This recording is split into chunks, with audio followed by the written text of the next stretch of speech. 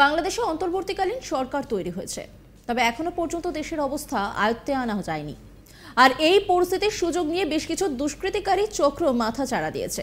প্রশাসনিক ঢিলেমির কারণে দেশে অবাধে চলছে ডাকাত রাজ। দেশের বিভিন্ন জায়গায় জায়গায় চুরি ছিনতাইয়ের ঘটনা ঘটেই চলেছে। রাত হলেই বাড়িতে বাড়িতে ডাকাতের দল ঢুকে যা পারছে ছিনতাই করছে। আর এই ছিনতাই করতে গিয়ে একটা ডাকাতের দলকে হাতে না হাতে ধরল বাংলাদেশি জনতা। ধরে তাদের পরিচয় সহ সমস্ত কিছু জানার চেষ্টা করেন তারা নিজেরাই। আর সেই ভিডিও বাংলাদেশি এক সংবাদ মাধ্যমে তুলে ধরা হয়েছে।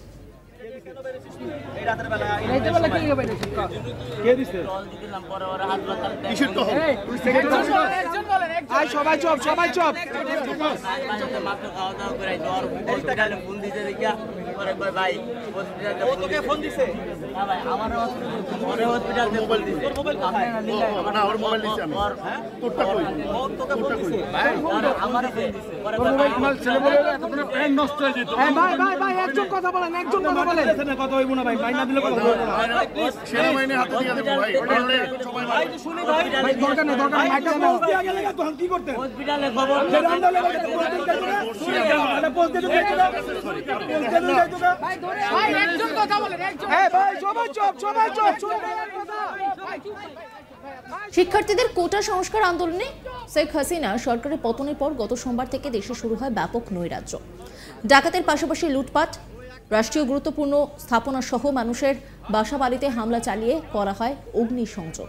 সেই থেকে রাজধানী সহ সারা দেশে চলছে ব্যাপক ডাকাতি, ছিনতাই, চুরি সহ নানা অপরাধমূলক কাজ। ভুক্তভোগী এলাকাগুলোর বেশিরভাগ মানুষ জানান সবচেয়ে বেশি ডাকাতি ও লুটপাট চলছে আওয়ামী লীগ নেতাকর্মীদের বাড়িতে। একইভাবে মোহাম্মদপুরের Kadirabad housing, Shekhertek, Bosila metro housing, Jigatola সহ ধানমান্ডি, হাজারিবাগ এলাকা, শনির আখড়া, বাড্ডার, এই প্রত্যেকটা জায়গাতেই পরিস্থিতি বেশ ভয়ানক হয়ে উঠেছে। বিভিন্ন জায়গায় ডাকাতি বেড়েছে। এছাড়া পুরনো ঢাকার বিভিন্ন জায়গাও রাতের দল বেঁধে ডাকাতি ও ছিনতাইয়ের অভিযোগ পাওয়া যাচ্ছে। অন্যদিকে মোহাম্মদপুরের নূরজাহান রোড, শিয়া মসজিদ, বাঁশবাড়ি, ঢাকা উদ্যান এলাকার বেশ কিছু বাড়ির দরজা ভেঙে লুটপাট চালিয়েছে দুর্বৃত্তরা। ডাকাতি হয়েছে দোকানপাটেও। এই বিষয়ে উপদেষ্টা রিজওয়ানা হাসান বলেন, আইন শৃঙ্খলা যত দ্রুত সম্ভব মজবুত করার চেষ্টা করা হচ্ছে। তিনি কি বলেছেন শোনাবো আপনাদের। একটা গণতান্ত্রিক সরকারের হাতে পড়লে অসুবিধা হয় না, কিন্তু সরকার যখন অগণতান্ত্রিক হয়ে পড়ে তখন এটার অপপ্রয়োগ হয়। সে কথাটাও হয়েছে। কোন বিধানগুলো অপপ্রয়োগ করার যাচ্ছে সেগুলো আইডেন্টিফাই করে বাতিলের কথা বিবেচনা করা হচ্ছে। এখন অনেক জায়গায় মানে ডাকাতি বা এই ধরনের সমস্যা শোনা যাচ্ছে, সেটার ব্যাপারে কোনো আলোচনা? সেটার ব্যাপারে কথা হয়েছে। এখানে আইজিপি মহোদয়কে জিজ্ঞেস করা হয়েছে যে ওনার কাছে কি তথ্য আছে। ওনার কাছে যা তথ্য আছে তার সাথে আবার যা প্রচারিত হচ্ছে সবসময় মিলছে না। আবার ওনাদের অনেকগুলো থানাও তো ফাংশনাল না, কাজে ওনার কাছে সব তথ্য এখন থাকবে এটাও আমরা ধরে নিতে পারি না। তবে সেটার ব্যাপারেও কথা হয়েছে যে যত দ্রুত সম্ভব আইন শৃঙ্খলা রক্ষাকারী বাহিনী, বিশেষ করে পুলিশ, যাতে নেমে যায় এবং আমরা সকলেই যেন পুলিশকে সাহায্য করি। কারণ পুলিশের মতন একটা বাহিনীর মনোবল যখন ভেঙে যায় তখন কিন্তু সে অনিরাপদ বোধ করে সে নামবে না।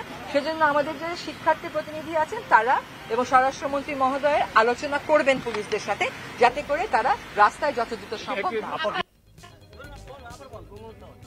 এই বিষয়ে বিএনপি নেতা মির্জা ফখরুল ইসলাম আলমগীর বলছেন যে এই গোটা বিষয়টার দিকে তিনিও নজর রাখছেন। তিনি কি বলেছেন শোনাবো আপনাদের।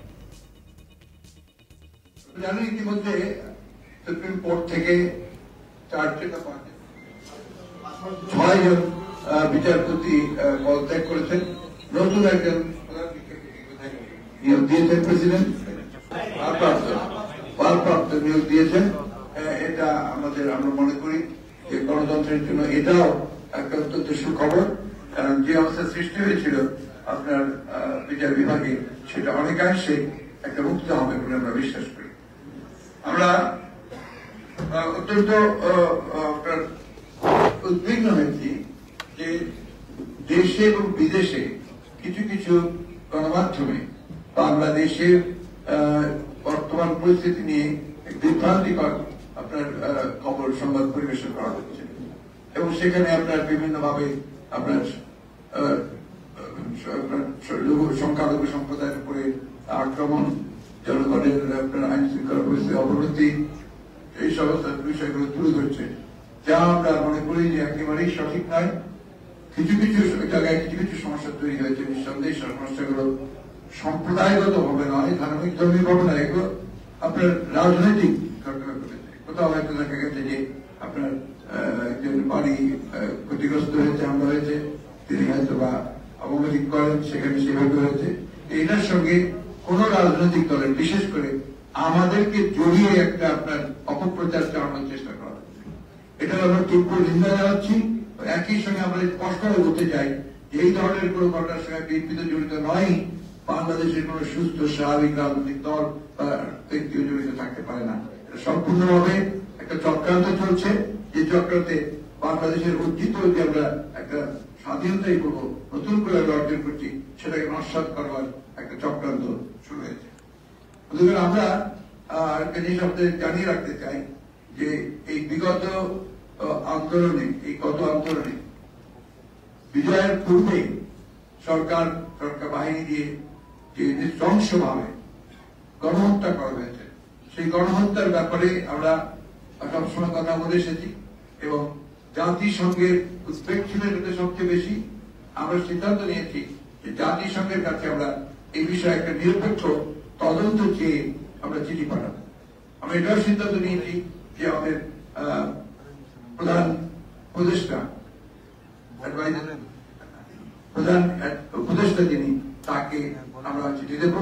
একই সঙ্গে আপনার ইউএই, যেখানে আপনার আমাদের প্রায় 50 জন শ্রমিককে বন্দী করা হয়েছে এই আন্দোলনের সমর্থন দেওয়ার জন্য, আমরা তাদের মুক্তির জন্য আমরা এই সরকারকে উদ্যোগ নেওয়ার জন্য আমরা চিঠি দেব।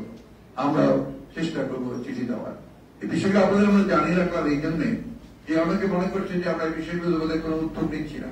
আমরা অবশ্যই এটারও দু একদিনের মধ্যেই আমরা এই চিঠি করে পাঠিয়ে দেবো। আমি বক্তব্য আজকে বেশি বাড়াবো না।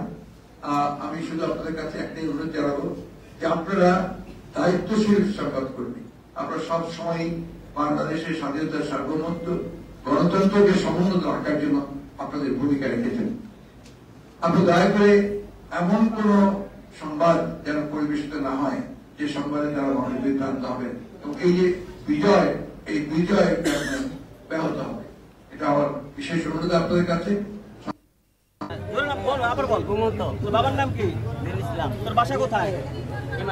তোর সাথে কি পাওয়া গেছে? কি অস্ত্র পাওয়া গেছে? কি পাওয়া গেছে ওটা কথা কি? হ্যাঁ, কেন বেরিয়েছিস তুই এই রাতের বেলা? নজর রাখুন আজ তাক বাংলার ইউটিউব স্ট্রিমিং এ।